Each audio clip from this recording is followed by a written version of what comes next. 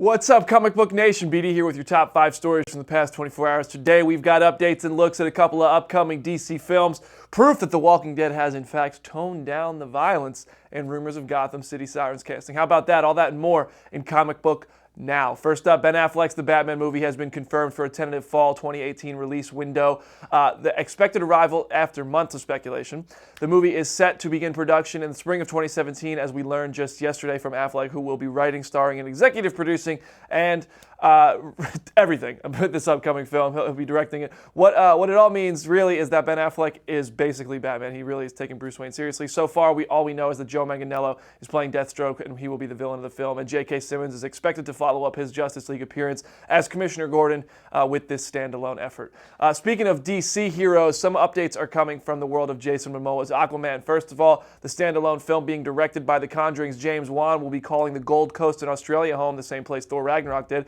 But it's paying a hell of a lot in rent. The Treasurer put in $22 million worth of a bid to get Warner Brothers to take their production down under, which will pay dividends because it's a $160 million movie, and it will provide 1,200 jobs for locals.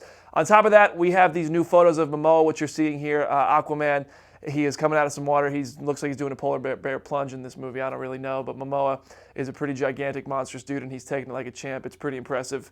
He looks completely unaffected. Next up, The Walking Dead. It has definitely toned down the violence following the backlash from the Season 7 premiere. We have figures as much when we didn't see Fat Joey get his face bashed in this Sunday night. Spoiler alert. But it is confirmed now, seeing as the actor confirmed an alternate bloodier takes during our After the Dead special with him on ComicBook.com yesterday. I'm wondering, because we didn't actually see, the death. I mean, the Walking Dead with the season premiere, it was bloody, it was gory. I'm wondering, did you guys do a bloodier, gorier take on set than actually made the cut of the show? Oh, absolutely. Yeah? They did a full head bash for you? Oh, yeah. I took a hit. I took a hit on the head from Mr. Norman Reedus, and it was a good hit. Norman Reedus has swung a metal pipe before in his life, I think. So, yeah, I got hit right square on the head, and there was the special effects that they do with the blood packet. They had a blood packet on the pipe, and it just went everywhere, and everybody said it looked so awesome, but also pretty graphic. So I'm assuming that's why they didn't show that angle, or right. They probably had a little bit too much already with Spencer's guts. But yeah, there was definitely another shot, and I'd like to see that footage. Yeah. You can check out that full interview at Comicbook.com, but for now, going back to the world of DC film rumors and speculation, how about this? Rumors are running rampant about the upcoming Gotham City Sirens movie, which was announced just earlier this week. Now the word is that Transformers star Megan Fox is in the running to play Poison Ivy. Some fans are loving this news, some fans are not. I personally nominated Jessica Chastain for the role, but Fox would probably be a pretty good fit for Batman's once love interest. I'll allow it. Plus, she probably knows more about the character than most other potential candidates because she is, in fact, a huge nerd. That's a little known fact about her. Actually, it's pretty known. Now you know. And now, finally, before we get to your questions, we have some of the best news of all time. Finally, Funko has unveiled a set of lost pop vinyl figures. The ABC series has been off the air for over 6 years now, and a release date for the figures has not been released exactly, but they're expected in February. We're going to see characters from all 6 seasons, including Jack, Locke, Sawyer, Kate, Hurley, Jacob, and the Man in Black. Don't ever tell Funko what they can't do, guys. Now let's turn it over to the comment section real quick. Let's see what we're looking like. Why is the budget of Aquaman 161, not 135 million? Is that an Entourage reference? Am I missing an Entourage reference? 160 million. Well, actually, I'm looking at that as a kind of a smaller budget for a movie that size. Actually, no, that's about on par, really. But if you think about it, it's really interesting that the Australian Treasurer put in a $22 million bid, which means I wonder if that affected the budget at all. But that is what brought them. There were a lot of different countries competing to get Aquaman. I know Italy was in the running. There was a lot of different locations that James Wan was checking out. And Australia is a great place to film. I was just there on the Thor Ragnarok set, and it's a great place to film. I can't tell you anything about the Thor Ragnarok set, though.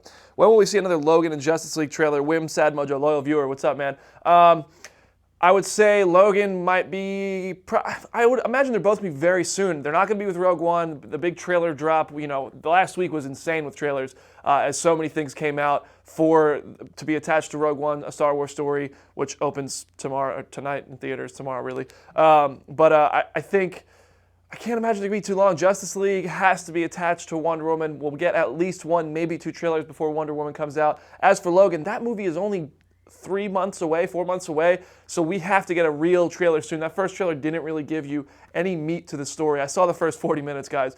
Unbelievable. It was really great. It's my favorite Wolverine movie already. I think very soon is the answer. I don't have an exact date.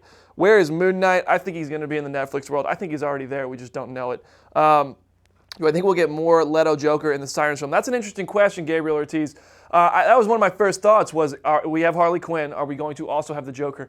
I don't think we're going to get very much of him. I can't imagine that they're going to use the Joker the same way they used him in Suicide Squad. The Joker is more than just a side character. He is an iconic character from DC Comics. He is he is a cash cow, really, but he is an integral part of storytelling for Batman stories and several DC Comics stories. So I can't imagine you have Harley Quinn without Joker, but I can't imagine you have Joker playing sidekick to anybody. And I don't think he's a major part of Gotham City Sirens, but he absolutely has to be a part of that movie in some capacity. Let's see what we got. Evan Rachel Wood should play Poison Ivy. Ooh, that would be a good one. Evan Rachel Wood, if you know who that is, that's Dolores from Westworld. Great call, Sky Patterson, loyal viewer. And let's get one last question here. How many seasons do you think The Flash will have? Well, Arrow is going into season 6, assuming it gets renewed. The Flash is only, 2 seasons in now. I think we'll get probably at least 4 or 5. I can't imagine that's going anywhere. I could see Arrow becoming something else and The Flash continuing. I think The Flash, while it hasn't been great this season, it will be a huge driver for the CW universe in the future. Hopefully we get some more Justice League characters and maybe even the Justice League name drop. That'd be awesome. I see the comments are still flying by, guys. Thank you so much for participating with the show today. It's my favorite part of the day. If you have more questions, send them my way on Twitter at BrandonDavisBD. And make sure you're following ComicBook.com across all of social media at ComicBook and at ComicBook Now. Let us know what you think of Rogue One if you see it tonight. See you later, guys.